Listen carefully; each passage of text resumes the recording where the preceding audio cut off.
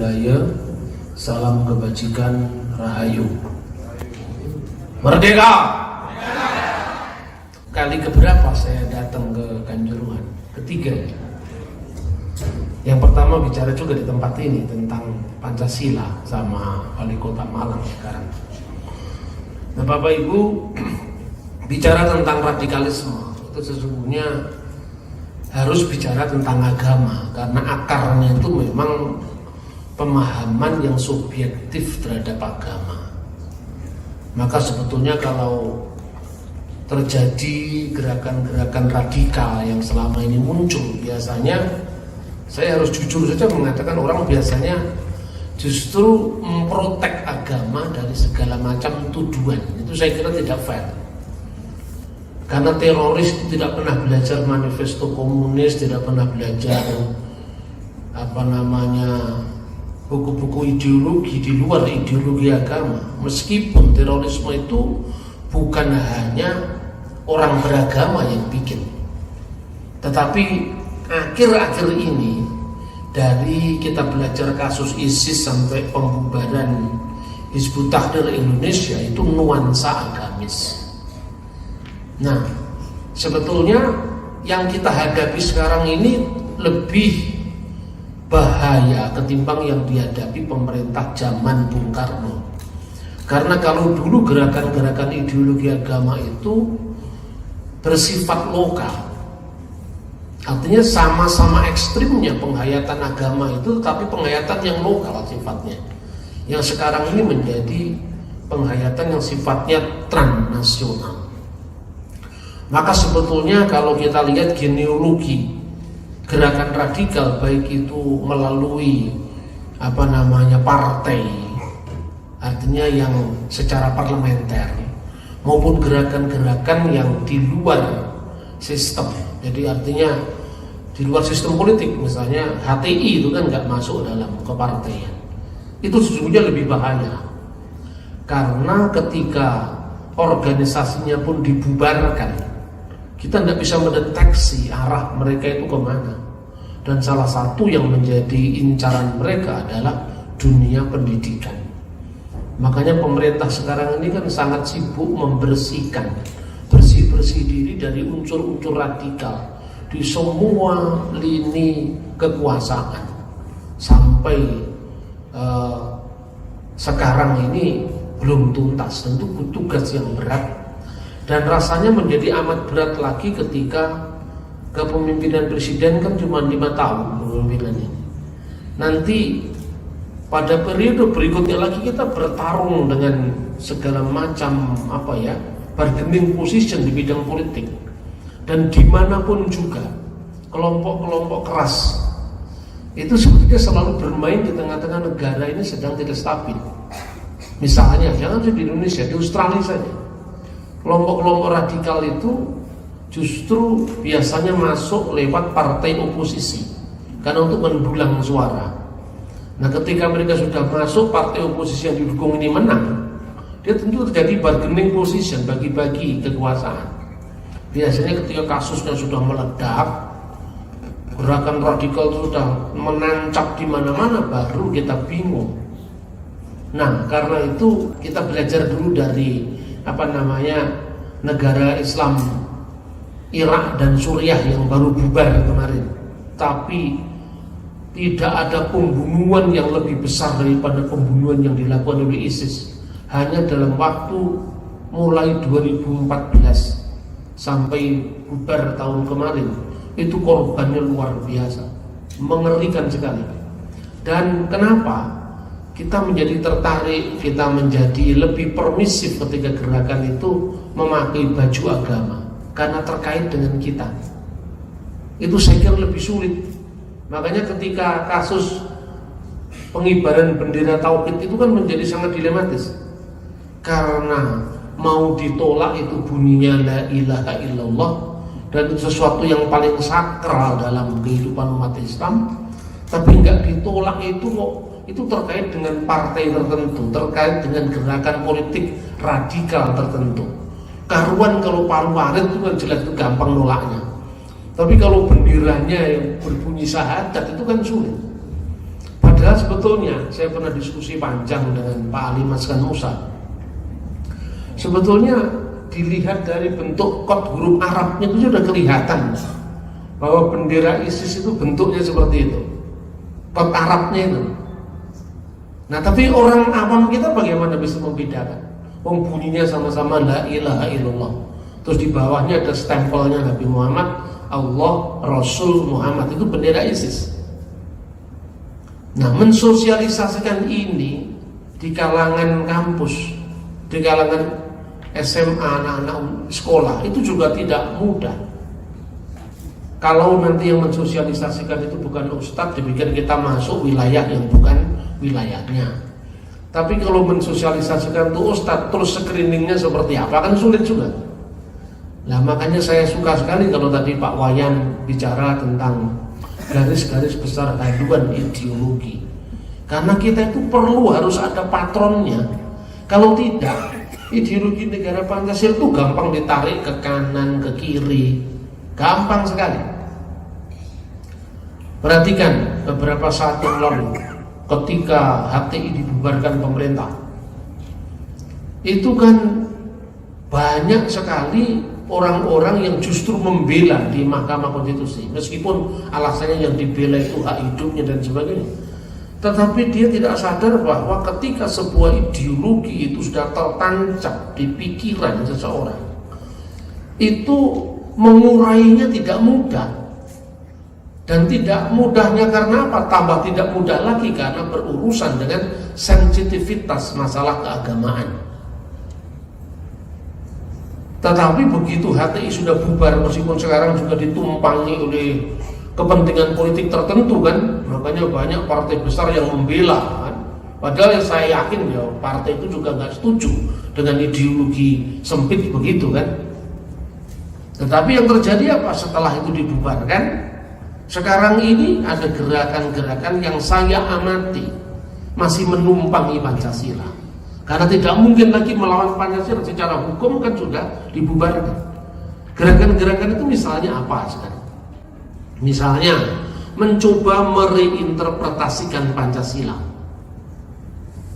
Satu contoh ya, ada tayangan di YouTube dan itu liar sekali, viral di mana-mana.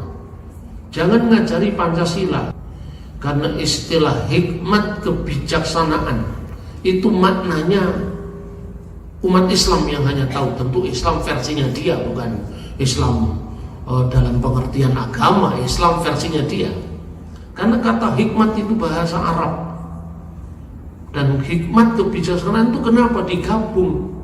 Karena di situ kebijaksanaan dimaksud adalah kebijaksanaan dalam tuntunan hikmat. Yang hikmat itu adalah hikmah dalam pengertian Islam. Nah, kalau argumentasi seperti itu bagi orang awam kan langsung ya saja kan. Pertanyaannya sekarang, ketika bahasa Indonesia menyerap bahasa Arab, menyerap bahasa Sanskerta, menyerap bahasa Latin, menyerap bahasa Yunani, apakah itu maknanya harus makna yang diberikan oleh bahasa semula? Kan ya tidak. Misalnya memang hikmat itu bahasa Arab, tapi Arab kan tidak identik dengan pengertian Islam semuanya. Di negara Arab tidak hanya ada orang Islam. Bahkan sebelum zaman Islam ada orang-orang Kristen yang sudah berbahasa Arab 600 tahun sebelum kedatangan Islam. Bahasa Arab hikmah sendiri juga menyerap bahasa Ibrani yang lebih tua, yaitu hokmah. Kalau dikaitkan bahwa kebijaksanaan yang dimaksud dengan Pancasila itu adalah hikmat, kata wicaksana itu berasal dari agama Hindu. Kata bijaksana bahasa Indonesia itu kan berasal dari istilah Sanskrit wicaksana.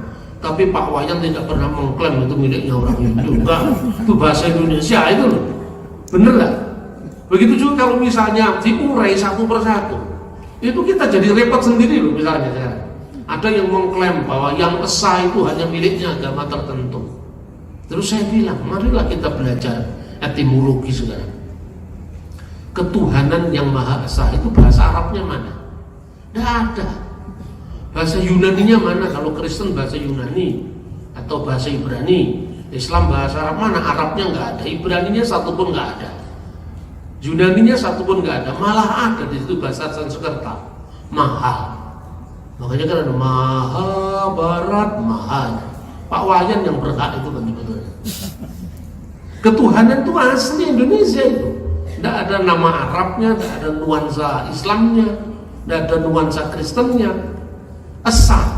Lah esa itu bahasa Austronesia kuno. Asa, dua, telu, itu orang Dayak ngomong begitu, orang Rote ngomong begitu. Jadi tidak ada kaitannya dengan tafsir agama tertentu. Ketuhanan yang Maha Esa itu adalah sila yang memayungi semua keyakinan agama di Indonesia. Tidak menafsir menurut tauhid Islam, tidak menafsir menurut Brahman Widya Hindu, tidak menafsir menurut teologi Kristiani, tidak. Kalau Anda membaca teks-teks kuno, nah betulan banyak orang sejarah di sini ya. Sebetulnya sekarang ini baru rame-rame salam lintas agama, ya kan? Sebetulnya abad ke-8 Masehi ini Pramajapahit, naskah Sunda kuno, namanya Siska Kanda Engkarsian. Itu Hindu datang welcome, Buddha datang welcome, tetapi direfleksikan ulang dalam kebudayaan Nusantara. Karena berlaku prinsip desa mawa cara negara mawa tata, desa kala patra kata orang Bali. Jadi orang Hindu datang ke Indonesia pun ya bernuansa Nusantara, bukan bernuansa India. Orang Islam datang ke Indonesia mestinya juga bercita rasa Nusantara, bukan Arab. Kristennya pun jangan lebih Yahudi ketimbang orang Yahudi kan itu kan, semestinya. Maka kemudian dalam naskah Siska Kanda Engkarsian itu semua diberi salam. Ongkara nama Siwa yang jelas Hindu, sembah ring hulun sang panca tata gata jelas Buddha. Puncak dari permenungan itu secara filsafat ketuhanan muncul di buku Kakawin Sota Soma. Jadi Kakawin Sota Soma itu jelas merupakan prestasi multikulturalisme pertama di dunia sebelum istilah multikulturalisme sekarang kita sukai di kampus-kampus. Bagaimana tidak? Bayangkan tahun 1360-an itu Arab dan Eropa lagi apa saudara? Perang salib di sana. Sama-sama primitifnya. Yang Kristen membunuh Islam, satunya Allahu Akbar, Allah Maha Besar. Bunuh-membunuh. Masa agama seperti itu? Di Nusantara sudah ada kesadaran tentang transcendental unity of religion. Mangka jinatwa lawan siwa tatwa tunggal. Esensi dari jina dan esensi daripada siwa itu tunggal. Binika tunggal ika, berbeda-beda tetapi satu jua. Tanhana dharma mangrua, tidak ada kebenaran yang mendua. Multikulturalisme semacam ini di dunia Eropa baru disadari ketika perpecahan antara Belanda dan Belgia. Sama-sama bersimbol Kristennya, satunya Protestan, satunya Katolik, pecah karena agama. Baru satu namanya Ernest Renan. Ini buku pinternya kaum nasionalis pasti membaca itu. What is a nation? Apakah bangsa itu? Dia mengatakan satunya agama tidak bisa menjadi faktor kokoh berdirinya sebuah negara. Setelah belajar perpecahan Belanda Belgia, ketika pendeta-pendeta Siwa Buddha mendukung Ken Arok, kenapa dia mendukung Ken Arok melawan Raja Dandang Gendis? Alasannya bukan karena Ken Arok agamanya B, Dandang Gendis agamanya C, tidak. Karena besarlah kesengsaraan rakyat yang diakibatkan oleh pemerintahan sang raja. Maka para pendeta itu mendukung Ken Arok. Jadi artinya apa? Terlepas daripada itu ada unsur legendanya, tapi yang jelas bahwa agama tidak pernah genit menjadi isu yang dijual untuk kepentingan politik, kecuali era primitif sekarang ini. Ini era primitif sebetulnya. Primitisme di dunia modern ya sekarang ini, bahkan agama-agama primitif di era postmodern. Apa yang terjadi? Suriah hancur. Karena apa? Isu agama. sangat gamblang, dan itu sebetulnya ada kekuatan kapitalis global yang juga bermain di sana. Lalu banyak orang mengatakan ISIS bentukan Zionis Inggris dan Amerika Serikat. Ya, ada hubungan dengan kepentingan kapitalis itu memang iya, tapi nggak dibentuk langsung. Itu kan take and give tuh, sama-sama punya kepentingan. Maka berita ini dibantah oleh seorang politisi senior Jordania, yaitu At-Tamimi. ISIS bukan bentukan Amerika. Sekalipun Amerika berkepentingan dengan munculnya konflik-konflik di kawasan Timur Tengah. Karena apa berkepentingan? Bayangkan sekarang, Amerika ini aktor yang menjatuhkan Saddam Hussein zamannya Bush senior. Katanya Saddam Hussein membangun nuklir, sampai Irak itu hancur lebur jadi debu, tidak ada buktinya. Tapi anehnya, begitu Saddam sudah runtuh, yang diangkat ini adalah kelompok politik yang kebetulan aliran agamanya beda dengan Saddam. Dari dominasi kaum Sunni menjadi didominasi kaum Syiah, rame.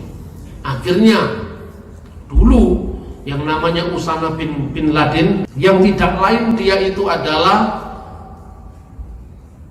anak manisnya Amerika sebelum runtuhnya Uni Soviet. Nah, ini kan kepentingan kapitalis global dan kepentingan fundamentalisme agama bersekutu. Apa namanya Amerika maunya? Amerika mengalahkan musuh bebuyutannya yaitu komunis. Apa kepentingannya Usama bin Laden? Menjaga batas-batas kehormatan wilayah Islam. Klop ketemu taktis. Begitu Soviet sudah runtuh, Amerika tidak punya lawan lagi yang bisa dijadikan kambing hitam. Kemudian muncul latar belakang politik internasional, yaitu saat Perang Dingin, di mana Usama bin Laden ketemu taktis dengan Amerika, sama-sama memerangi komunis. Tapi memeranginya komunis bagi Usama dan bagi Amerika itu lain. Satu, alasan ideologis, musuh politik ideologis. Bagi satunya, ya alasan agama. Tapi ketemu taktis, yang penting Soviet kalah. Begitu Soviet sudah kalah, apa yang terjadi? Anak macan itu sudah sebesar bapaknya. Akhirnya meledaklah peristiwa WTC 11 September 2001. Saat itu banyak orang yang ngomong kayak saya begini itu nggak terlalu berani. Saya berani udah tidak punya apa-apa. Apanya yang ditakuti apanya sebenarnya? Diwawancarai saya di majalah Tempo. Sindroma perang salib pada saat perang Afghanistan. Saya jelas-jelas. Kita tidak usah lah masing-masing orang mengatakan ini bukan agama, ini nggak ada hubungannya dengan, ada hubungannya dengan agama. Hanya agama yang dimaknai secara salah, kan gitu kan? Kan lebih baik begitu ketimbang kita nuduh-nuduh yang lain. Ibarat orang sakit itu mudahnya penyembuhan ya apabila dia sadar kalau sakit. Nah kalau orang sakit merasa sehat, bagaimana menyembuhkannya kan sulit. Ini sebetulnya dampak dari pemahaman keagamaan yang ekstrim dan runtuhnya rezim komunis, yaitu Uni Soviet. Maka anak macan itu sudah berani ngelawan bapaknya sendiri.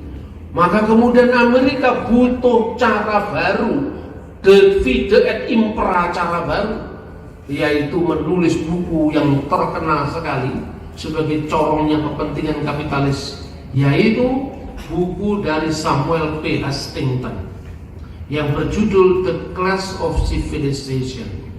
Terjemahan bahasa Arabnya beredar di Kairo. Saddamul Hadarat, benturan peradaban. Nah, dia itu punya teorinya rasis sekali. Pasca Perang Dingin, musuhnya dunia Barat itu adalah Islam. Gitu. Ini sebetulnya gantinya komunis untuk bisa Amerika itu tetap bisa jadi pengatur lalu lintasnya dunia. Nah, justru karena munculnya dividen impera gaya baru ini, muncul kelompok-kelompok fundamentalisme agama yang seolah-olah memang dipancing untuk keluar, ditanggapi dengan yang namanya gerakan Al-Qaeda. Setelah Al-Qaeda, kemudian kepalanya Al-Qaeda cabangnya Baghdad, Abu Bakar al-Baghdadi mendirikan ISIS.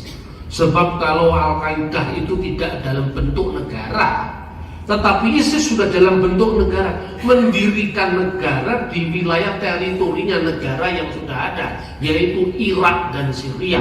Kenapa? Karena Syria sudah hancur, Irak sudah hancur. Maka sekarang pasca ISIS ini bubar, kemana arahnya mereka? Salah satunya Indonesia, negara kepulauan yang sangat rawan. Kalau dia tidak bisa ngurus visa lewat bandara, pesawat terbang, ya Indonesia kan negara kepulauan, maka diperlukan militer yang kuat, angkatan laut yang kuat. Kalau tidak, sangat mudah mereka masuk Mindanao, Filipina Selatan, atau dari Thailand Selatan, karena laut kita nggak terjaga. Dan pada saat pemerintahan Pak SBY ini minta apa? Tidak ada dusta di antara kita. Itu pendekatan yang namanya pendekatan keamanan. Itu membuat dia harus tidak boleh ada musuh, zero enemy. Yang penting 5 tahun aman, 5 tahun aman. Akibatnya apa? Kongres Internasional Khilafah bisa dilaksanakan 2 kali di Indonesia, disiarkan oleh TVRI, bayangkan. Ini luar biasa. Waktu itu saya tidak bisa melawan bersama teman-teman. Kita cuma ada gerakan Pancasila kembali. Saya diwawancari lewat SCTV. Saya bicara Pancasila mulai dilupakan. Muncul kemudian MPR bikin 4 pilar, itu saya salah seorang narasumbernya.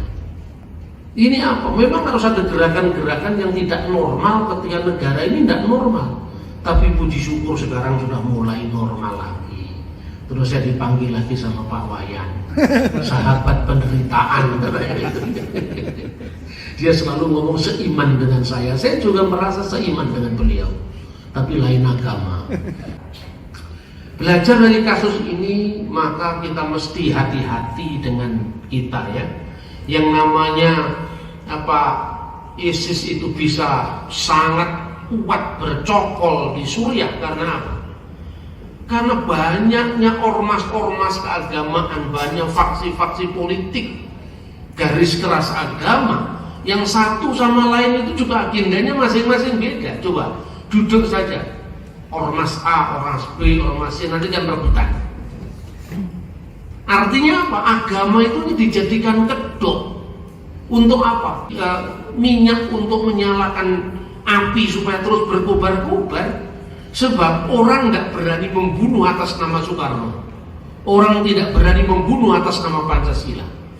Hanya ideologi agama yang bisa mencuci otak orang sampai bisa membunuh dengan tersenyum karena agama. Penyakit ini yang seharusnya dibasmi dulu. Makanya dengan pendidikan yang berbasis multikulturalisme, kedepannya ya, pelajaran agama silakan ada, tapi tekanannya jangan pada aku dan yang lain, jangan. Karena agama itu kan kasusnya bukan sekedar ortodoksi ya, kebenaran ajaran. Kalau kebenaran ajaran dia masing-masing punya kebenaran. Benar bagi saya belum tentu benar bagi orang lain. Tapi yang kedua masih ada wilayah yang netral, yaitu wilayah akhlakul karimah. Orang Yunani menyebutnya sebagai ortopraksia, jalan hidup yang lurus. Jalan hidup yang lurus itu apa? Setiap agama itu kan punya cita damai. Apa salamnya juga hampir-hampir sama. Shalom artinya damai, salam artinya damai, santi artinya damai, sancai artinya damai, rahayu lebih daripada damai, cantik dan damai. Itu luar biasa. Tetapi implementasinya seperti apa? Karena apa? Cita rasa kebaikan secara moral itu karena terhalang baju kita berbeda. Itulah yang disebut kebenaran ortodoksia. akidah atau apa. Setiap orang kan punya masing-masing. Baru yang ketiga itu bagaimana mengimplementasikan kedua kriteria kebenaran dalam konteks hidup masyarakat kita yang majemuk. Amerika yang di Irak mengangkat orang-orang Syiah untuk melawan Sunni. Sunninya marah, digerakkan, muncullah ISIS. Sebaliknya di Syria justru Amerika pro Syiah untuk melawan Sunni. Ini kalau nggak logika kepentingan kapitalisme nggak mungkin ada. Karena itu sadarilah orang-orang beragama, kita sedang diadu domba oleh kekuatan yang sebetulnya itu kekuatan manusia-manusia serakah yang menghalalkan segala cara. Nah, sekarang masuk ke dalam tahap pembahasan ideologis. Khilafah itu sistem, khalifah itu pemimpinnya. Khilafah dalam sistem HTI yang sekarang sudah dibubarkan itu negara absolut dan pemerintahan autokratis. Pendukung khilafah suka mengutip dan mengulang-ulang misalnya kisah toleransi Sayyidina Umar bin Khattab ketika menjamin orang-orang Kristiani di Yerusalem, di Mesir, ya, terhadap hak-hak kaum minoritas. Itu baik, tetapi harus dilihat Sayyidina Umar itu orang yang sangat adil, sampai-sampai ketika dia menaklukkan kota Yerusalem, patriark gereja ortodoks namanya Sophronius itu memberikan kunci kota Yerusalem kepada beliau. Tiba waktu sholat, sang Amirul Mukminin itu dipersilakan sholat ke dalam gereja, tetapi beliau tidak mau. Nanti kalau saya sholat di sini, orang-orang para prajurit saya, tentara saya itu menganggap kalau tempat ini pernah dibuat sholat oleh Sayyidina Umar, punya nilai historis, nanti gerejamu dirampas katanya. Tunjukkanlah tempat di mana dulu Nabi Daud dan Nabi Sulaiman membangun masjid. Ditunjukkan lokasi Haram Asy-Syarif atau Masjidil Aqsa itu yang waktu itu masih berupa reruntuhan. Kan gitu kan? Tetapi ketika Khalifah Al-Hakim, tidak satu pun gereja dibiarkan berdiri semua rata menjadi tanah, hanya karena provokasi agama selama kira-kira 3 malam saja. Itu tahun 1000, zamannya dinasti Fatimiyah. Tidak ada satu rumah ibadah non-muslim yang berdiri di kota suci Yerusalem dan sekitarnya. Nah, kadang-kadang logika kaum fundamentalis itu milah-milah, ini yang cocok diambil, tidak cocok dibuang, terus membayangkan citra ideal itu cuma ada di agamanya, tidak ada pada agama orang lain. Marilah kita belajar jujur. Brengsek itu adalah brengsek sekalipun itu ada terjadi di agama kita. Mutiara tetap mutiara itu sekalipun terjadi di agama lain. Lah kalau kita sudah tidak mau jujur dengan ini, terus agama itu ngajarin apa lagi kan itu kan? Agama itu kan supaya orang menjadi baik. Masa kok jadi malah ekstrim, malah kejem, ya itu ada something wrong dengan agama kita masing-masing. Maka kalau di zaman Bung Karno, Pancasila itu lahir di tengah-tengah perang dingin antara kapitalisme dan kolonialisme. Kolonialisme itu adalah kampionnya adalah Amerika Serikat dan komunisme Uni Soviet. Dunia waktu itu mengkutub Pancasila muncul di tengah-tengah itu sebagai hawker of tracking dari Declaration of Independence of America dan Manifesto Komunis. Pancasila itu di atas deklarasi kemerdekaan Amerika. Itu saripatinya Pancasila yang harus diterjemahkan sekarang. Bukan saudara ngutak-atik istilah kebijaksanaan, istilah Maha Esa, bukan itu. Tapi bagaimana implementasinya secara hukum, secara budaya. Kalau kita belajar agama, yang ditekankan adalah multikulturalisme. Bagaimana hormat dan sikap respek kita terhadap perbedaan. Kan seperti itu. Tapi kalau sekarang ini boleh dikatakan dengan era sekarang ini yang namanya kapitalisme kolonialisme itu sudah berganti baju. Neokolonialisme kapitalisme. Yang sekarang ini kalau dulu kapitalisme beranak kolonialisme karena membutuhkan koloni-koloni di negeri jajahan. maka imperialisme menguasai yang dijajah. Sekarang tidak perlu harus pergi ke daerah-daerah tentu membangun koloni, cukup mengganti undang-undangnya saja supaya ramah terhadap kapitalisme. Maka ketika Soeharto menjadi presiden, undang-undang yang pertama diterbitkan undang-undang penanaman modal asing, karena incarannya Papua. Kan yang terjadi dan membalik begini kan tidak mudah seperti membalik telapak tangan. Lebih-lebih dengan munculnya gerakan ideologi transnasional, ini benar-benar harus kita sikapi. Kemudian sistem yang dilakukan, saya yakin betul bahwa sistem yang terbaik hanya Pancasila, tidak ada yang lain. Karena di negara-negara yang posisinya berdasarkan agama itu tergantung sultannya. Kalau sultannya tasamuh, sultannya toleran, ya hasilnya baik, Sayyidina Umar. Tapi begitu sultannya atau rajanya gila kayak Khalifah Hakim, nah sekarang yang menjamin siapa? Tidak ada equality before the law, tidak ada kesamaan di bidang hukum. Karena kalau menjadi negara agama, agama penguasa harus mendominasi agama rakyat yang tidak resmi. Itu yang terjadi. Makanya perhatikan hilangnya Bhinneka Tunggal Ika dalam bina negara setelah Majapahit. Orang Jawa sendiri itu dalam kenangan lokalnya akan kejayaan Nusantara kedua itu menyebut sirna ilang tertaning bumi.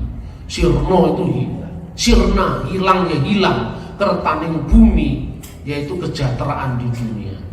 Sampai Baban Demak yang berciri khas Muslim pun menyebut nir ilang tertaning jagat.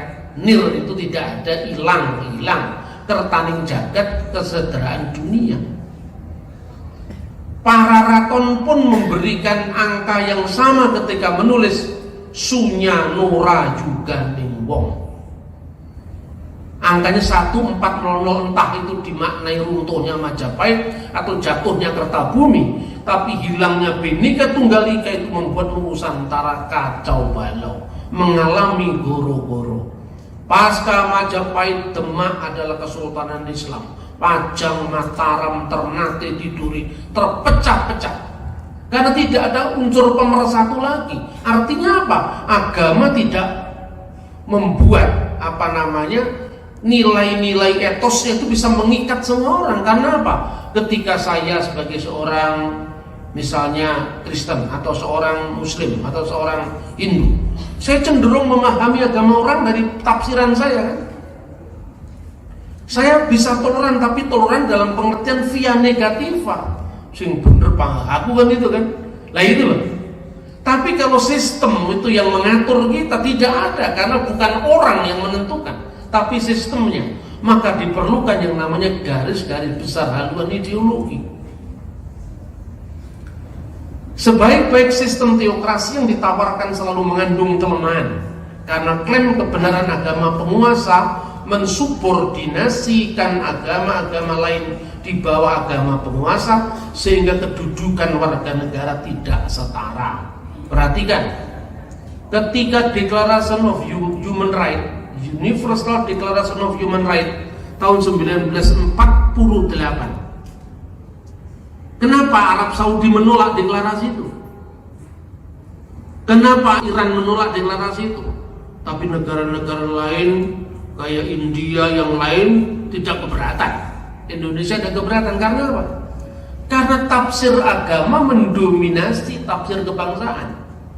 Karena di pasal 18 Deklarasi Umum Bangsa-Bangsa itu disebutkan kebebasan beragama juga kebebasan untuk memilih agama dan berpindah agama. Ini dianggap tidak cocok dengan tafsiran kelompok-kelompok fundamentalis. Saya ngomong begini jujur sejujur-jujurnya saya. Ketika orang mengatakan ini isu kristenisasi, ini isu islamisasi, ini isu hinduisasi, lah orang milih kan ya boleh-boleh saja. Kalau ngomong isu islamisasi, ya sebetulnya yang terjadi Hindu juga dulunya Hindu mayoritas, kemudian ganti Islam. Nah sekarang ada orang-orang Kristen yang senting juga, punya gambaran-gambaran sifatnya sepihak. itu penyakit sosial kita yang sesungguhnya harus kita hadapi. Maka negara harus mengambil jarak dari agama. Bukan berarti negara tidak didasarkan atas agama, tidak. Didasarkan atas nilai-nilai ketuhanan semua agama. Makanya di dalam kakawin negara kertagama itu disebut Sri Parwata Raja Dewa, yang tidak lain bukan Siwa, bukan Buddha, tapi mengandung unsur Siwa, unsur Buddha, dan unsur-unsur lain karena ketuhanan itu sifatnya universal. Gitu. Tapi artinya bahwa setiap agama itu sejauh menyentuh aspek-aspek sosial, itu yang mengandung simbol-simbol sosial kan. Beduk kan nggak ada di Arab, nyatanya ada di sini. Nggak ada keberatan, sudah biasa. Ya kan? Baju koko, ini kan sebetulnya bukan baju Islam, itu baju Cina berkancing dua itu. Di sini disebut baju Muslim. Ya kan? Di negara Arab masih ada baju koko, nggak ada. Begitu juga orang Kristen di Barat pakai organ, piano, aslinya nggak ada. Begitu saya beragama secara Timur Tengah, dianggap saya agamanya tidak jelas. Wah, Kristen kok ada, Kristen Ortodok, loh itu aslinya kok malah dianggap nggak jelas gimana? Itu aslinya ya memang yang Ortodok itu. Kristen kok ngaji Pak, yang ngaji bukannya Kristen, Yahudi juga ngaji. Islam baru abad ke-7 itu budaya. Sebetulnya dalam konteks budaya masing-masing. Maka sebetulnya kalau mau menjadi seorang Islam, kata Bung Karno, jadilah orang Islam yang Indonesia. Kalau mau jadi orang Kristen jangan jadi Yahudi, tidak perlu jadi Yahudi, jadilah orang Kristen yang Indonesia. Seburuk-buruk sistem demokrasi, kelemahannya lebih terletak pada penegakannya, sedangkan asas-asasnya relatif lebih universal. Nah, khalifah dalam sistem khilafah HTI itu identik dengan negara. Anda bisa saya tunjukkan literaturnya supaya dibaca. Khilafah ala Hizbut Tahrir yang mengidentikan sang khalifah pemimpinnya dengan negara itu sendiri. Khalifah adalah negara. Nah, ini kan mirip dengan itu Henry ke-8 atau berapa itu.